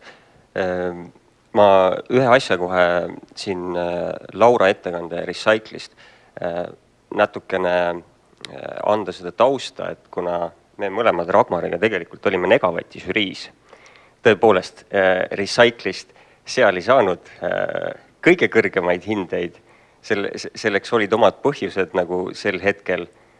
See sugugi loomulikult ei vähenda seda nende väärtust. Me elame neile igati kaasa. Kui nad tõusevad sealt lendu, siis palun Negavati žürii välja vahetada. Loomulikult. Et lihtsalt tol hetkel meie nägime ettevõtjad, kes võib-olla läheksid natukene kiiremini ja kelle mõju oleks suurem. Aga kahtlemata kõik, kes ükskõik mis serva pealt seda ressursside väärindamist nagu haukavad, siis neid kõiki tuleb kiita. Nüüd tänase ettekannete juures siis see paekivitoodete tehas oli minu arust nagu täiesti super, siuke peidetud pärl. Ja kui praegu asi seisab ainult selle taga, et on näiteks Maanteeameti siuksed kõhklused ja mingi ärevus, siis see tuleb neil maha võtta, et siis tuleb panna mingisugune grupp inimesi kokku, kuskilt startupide poole pealt veel mingisugused eksperdid, et nii-öelda neil siis kätt hoida, et tegelikult seda saab teha, meil on endal materjal olemas ja see võiks nagu küll võimalik olla, et see ei saa jääda ühe ametkonna lihtsalt sellise hirmu taha. Vahepeal Martile ka sõna. Yes. Mulle väga meeldis üldse see kontseptsioon, Ragmar, väga lahe, et tegelikult me räägime 3 nii erinevast näitest, mida me täna kuulsime. Tööstuse poole pealt, nii-öelda klassikaline jäätmekäitlusettevõte ja siis see startup. Mis mulle kõige rohkem meeldis Laura ettekandes, ma hakkasin mõtlema selle peale, et ma olen siin umbes viimased 2 aastat olen hästi palju elanud selle kreedo järgi, et inimestega tuleb rääkida. See on mu isa, mis mulle isa kunagi ütles, et inimestega tuleb rääkida. Ja siis ma hakkasin mõtlema, et oma tööalaselt ma hästi palju üritan inimestega suhelda, aga tegelikult mis see Recyclist on, see on põhimõtteliselt annab võimaluse inimestel omavahel suhelda, inimestel omavahel rääkida, ettevõtetel omavahel rääkida. Ehk siis tegelikult kui me räägime laiemalt keskkonna küsimustest, probleemidest, siis kommunikatsioon on ülitähtis on viia erinevad osapooled kokku ja kihvt, et tegelikult üks selline tegelikult lihtne näide aitab seda võimaldada ja minu meelest see on väga äge nii-öelda mõistmine, et selline personaalses elus asi, mida ma hästi ajan, mida ma hästi hindan, inimeste omavaheline suhtlemine, tegelikult tänu sellele see jõuab tööstusesse, see jõuab ettevõteteni ja tegelikult toob meile keskkonnasäästu, et see on kihvt. Ja ma ütleks tänusõnad hoopis Pärnusse Silverile, sest see idee hakkas tema peas idanema ja ta kutsus meid kaasa, nii et Silver, lehvitused sulle sinna Pärnusse. Meil on üks plaan veel, nii et eks sellest kuuleb tulevikus. Mulle endal tekkisid nagu sellised mõtted just selle paekivi teemaga ja nagu ma Danielilt küsisin ka, et see julgus, et alustada või mõelda nagu niimoodi, et tegelikult me niimoodi enam ju ei saa väga pikalt, nagu me teeme ja me peaks nagu midagi muutma, et kui Daniel rääkiski, et need kuhjad nagu tekkisid ja aastate jooksul oli seal järjest ladestusasju, et siis sealt hakkab nagu mõte kerima ja ettevõtjatel nagu sooviks julgust, et siin on ka teisi selliseid ettevõtte näiteid Eestis, kes on tõesti võtnud kätte ja näiteks Advanced Sports Installation teevad nagu plastikmuru väljakuid, aga nüüd on nende uus areena kontseptsioon, kus nad enam ei müü, vaid rendivad, töötlevad ümber, et see ongi nagu minu meelest nagu niisugune uus majandus. Keidu juures me muidugi käisime külas seal ja see prügisorteerimine tehas või see liin on nagu hästi kihvta. Ja kui räägime sellest biojäätmetest, siis Madis, ma tean, sul on üks tegevus, mis sa teed ühtede ettevõtjatega koos, on selle sama mulla selle väärtuse nagu tõstmine. Et räägi sellest paari sõnaga, et see on ilgelt kihvt asi. Me Tartust tulime bussi, siis sa rääkisid. Ja, biojäätmed on tõesti hästi südamelähedane teema. On üks sotsiaalne väike ettevõte nimega Nutriloop, kus ma kaasa löön, siis tööväliselt veel. Ja seal, nagu Keit ka väga hästi näitas, et kui suur osa tegelikult on biojäätmetest. Ja siin me jõuamegi selleni, et kui me räägime ressurssidest, siis jääde muutub ressursiks hetkel, kui seal nähakse väärtust. Et ilmselgelt biojäätmetes hetkel väärtust ei nähta, erinevatel põhjustel. Ja peamiselt nii mujal maailmas kui ka meil on laual need kaks lahendust, et teeme komposti, teeme biogaasi, mis on nagu väga lahe, kui see toimiks. Hetkel tundub, et see materjal siiski sealt ringlusse ei jõua. Me teeme komposti, valdavalt vedeleb see seal samas, kus seda kompostitakse, müüakse seda seal suurusjärgus 5 eurot tonn.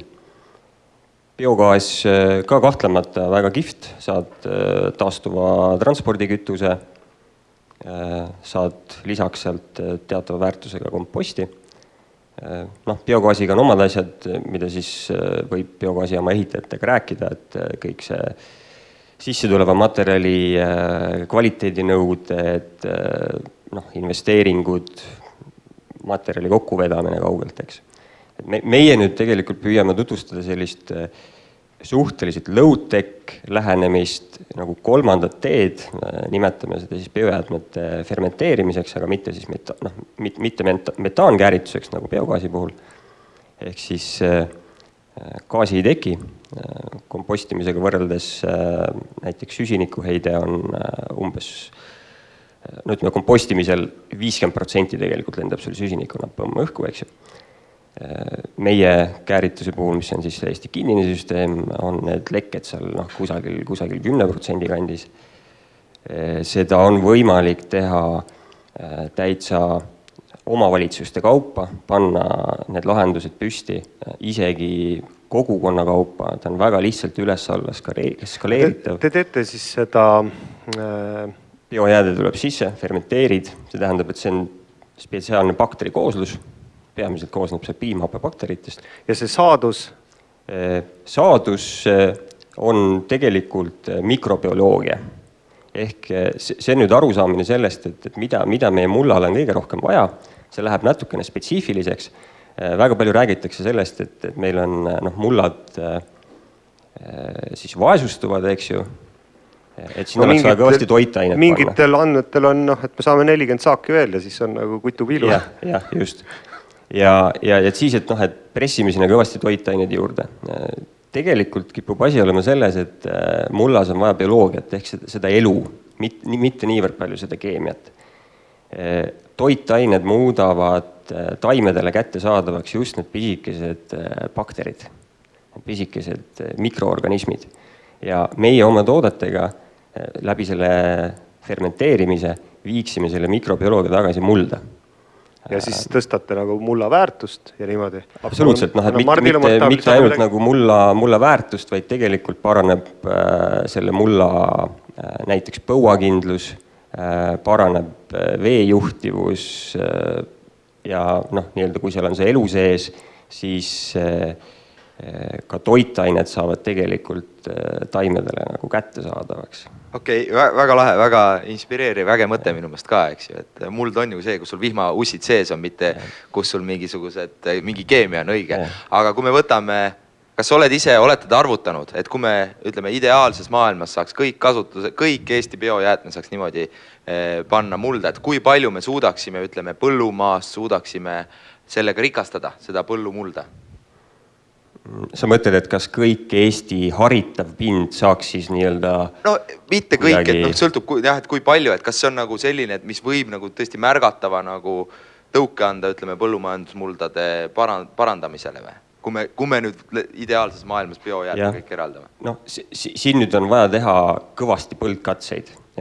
Need on meil pooleli, see on väga tihe koostöö põllumeestega, eks ju. Hetkel me ei oska nagu seda öelda, et täpselt millistel muldadel, kui suures ulatuses me seda teha suudame. Aga nii-öelda sellised põlveotsast tehtud laborikatsed näitavad, et see toimib. Ja tegelikult me saame lahti sealt ka patogeenidest, need bakterid lihtsalt elimineerivad seal ära mingid salmonellad ja muud siuksed. Väga cool.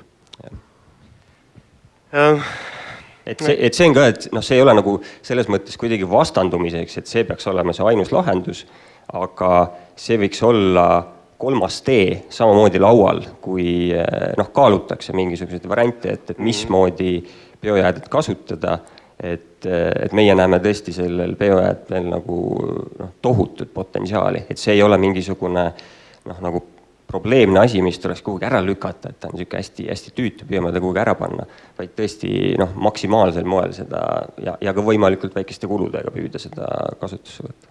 Mart, mis arutlused Keskkonnaministeeriumis käivad siis kõik selle ringmajanduse teemadel, biomajanduse, ressursside väärindamise teemadel?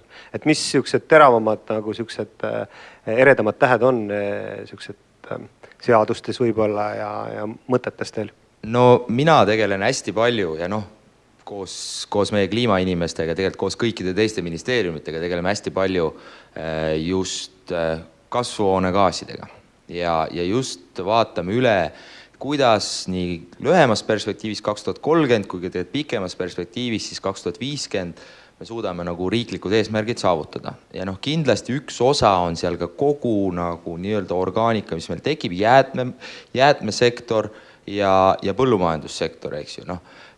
Jäätmete puhul, kuigi need heited on seal väiksed, eks ju, siis nii bioloogilise jäätme puhul kui ka tegelikult ütleme põllumajandusjääkide puhul sõnnikud, lägad, eks ju, et seal on see variant, et piltlikult öeldes, kui ta muidu emiteerib sul, siis kui sa töötled ümber, räägime näiteks biometaani tootmisest ja seesama biometaani võtad kasutusele transpordis, siis sul tekib kahes kohas nagu vähenemine, et sul tekib esiteks transpordi nii-öelda fossiilkütuste vähenemine ja tekib ka siis nii-öelda sellel jäätmekäitlusprotsessis selle heite vähenemine, et see on nagu hästi keerukas nii-öelda arvutus, hästi keerukad arutelud, et kuidas me need nii-öelda kasvuhoonegaaside heite eesmärke saavutame.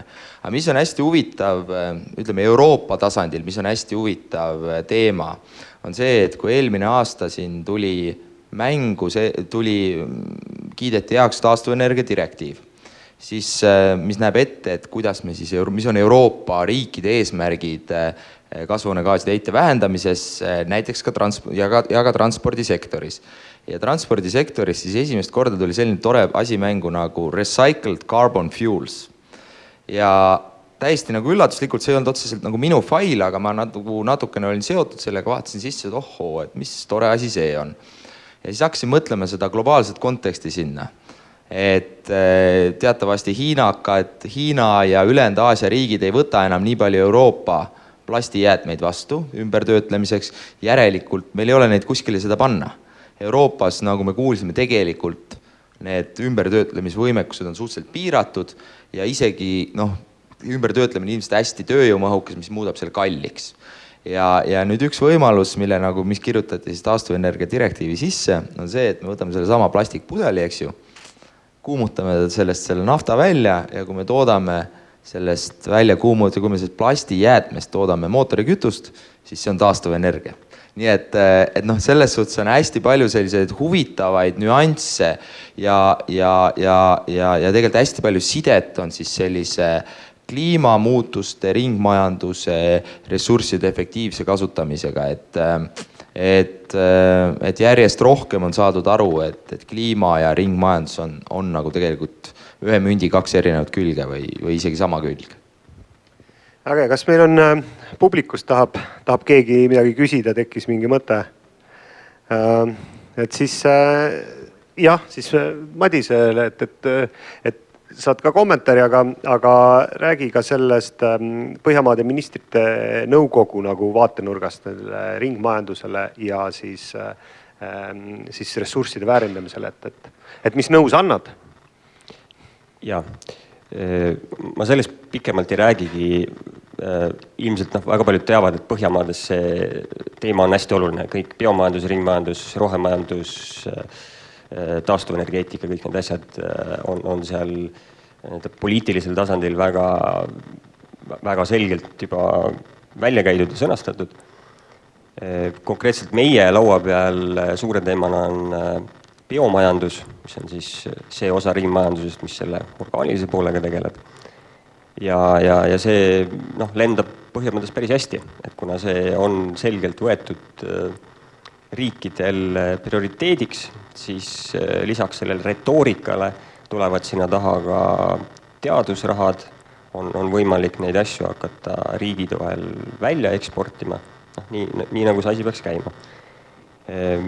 Nüüd veel see paekivitoodete tehas, mis mul ikka kuidagi hinge peal on, et sellised suurepärased näited on kindlasti veel kuskil peidus. Et neil oli see võimalus niivõrd hästi kapitaliseeritult, eks ju, eesotsas sellise selge vaatega inimesed, et teevad selle asja ära.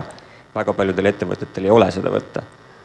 Ja kui kuidagi püüda kokku panna siin Eestis selline, ma ei oskagi öelda, siuke nagu verifitseerimismeeskond, et kuulutadagi suurelt välja, et kõik, kellel on mingisugused ringmajandusse, biomajandusse puutuvad mõtted, teil on nagu see üks siuke contact point.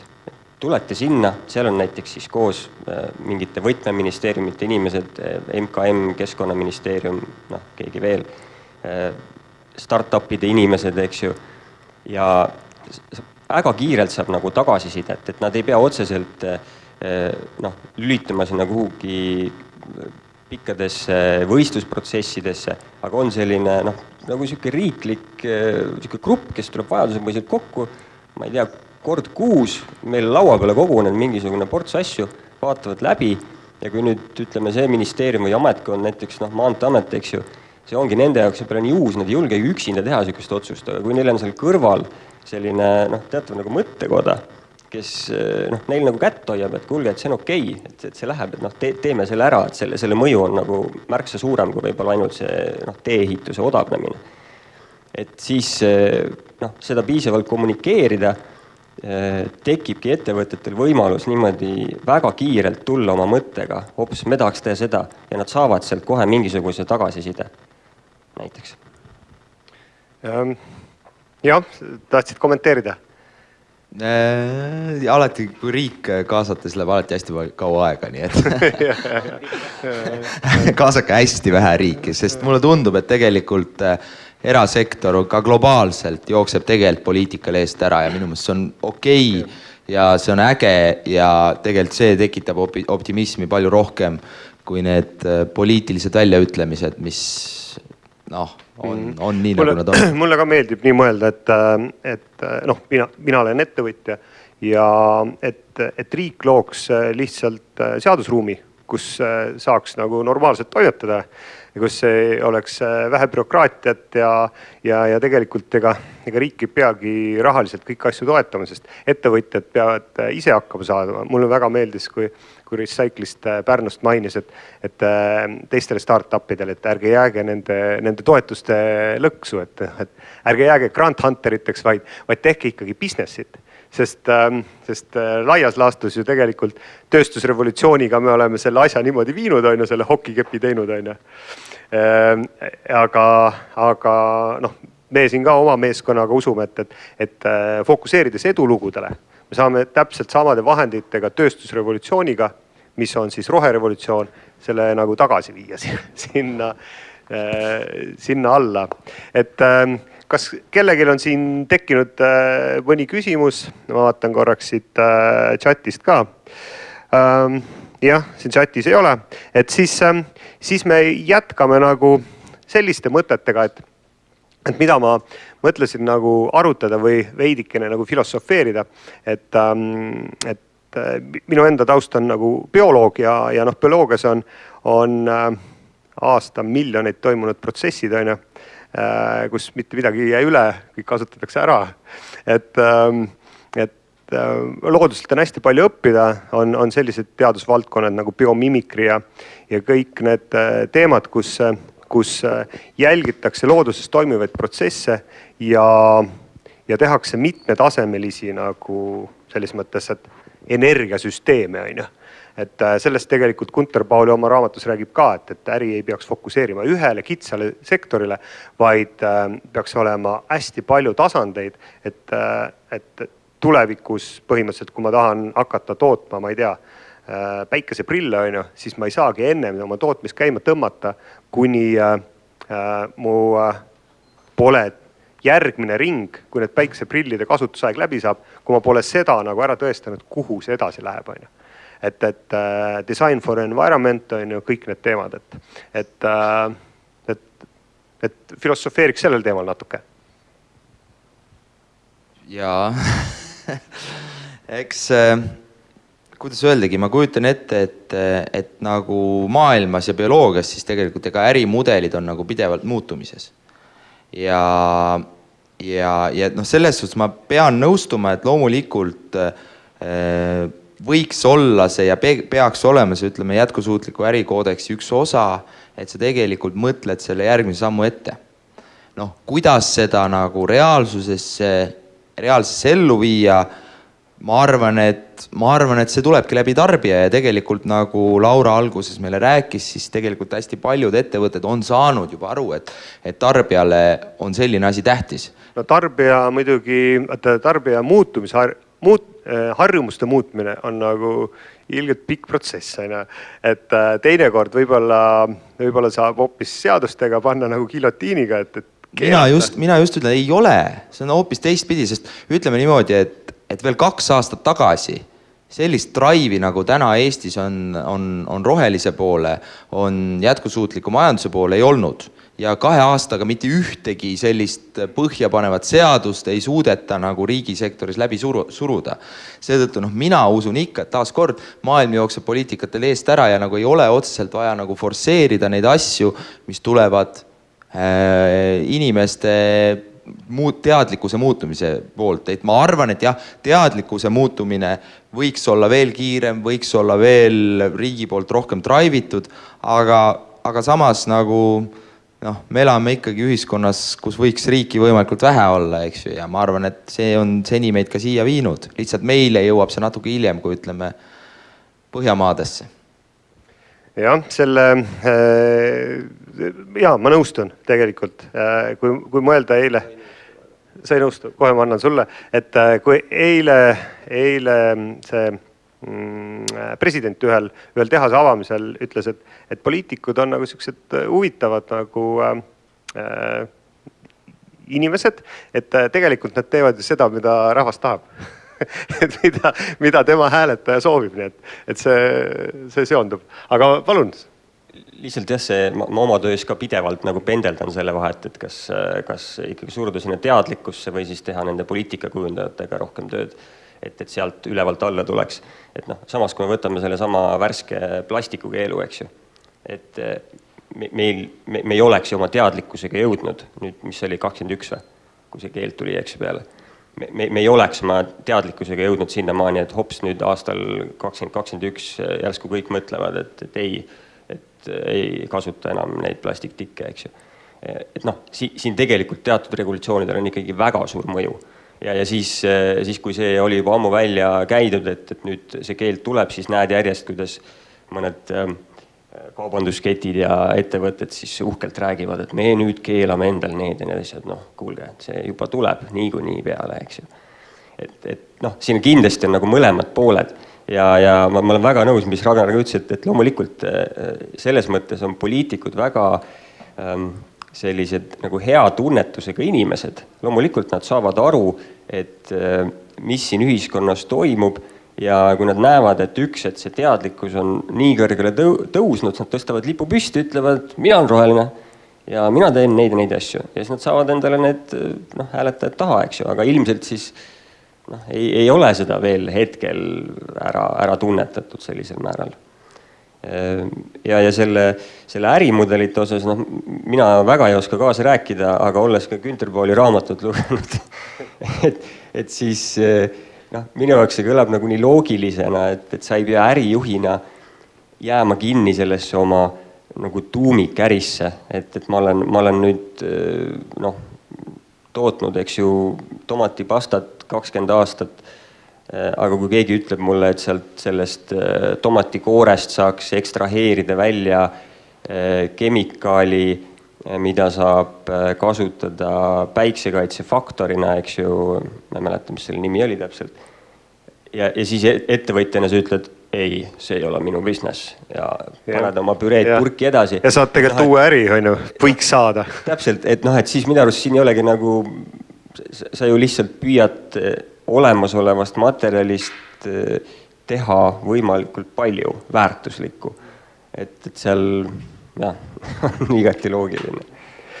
Et me tõmbame siit poolt otsad kokku ja lubame veel lõpusõnad öelda, kes soovib. Ma arvan, Mart tahab kindlasti öelda.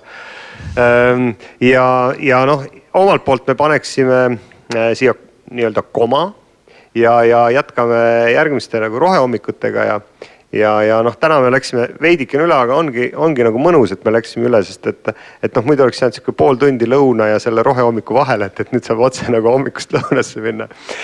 Aga mõni lõpusõna või idee? See on idee, mida ma alati üritan kõigile öelda, et tegelikult need suured muutused hakkavad väikestest muutustest ja väikesed muutused hakkavad igast inimesest.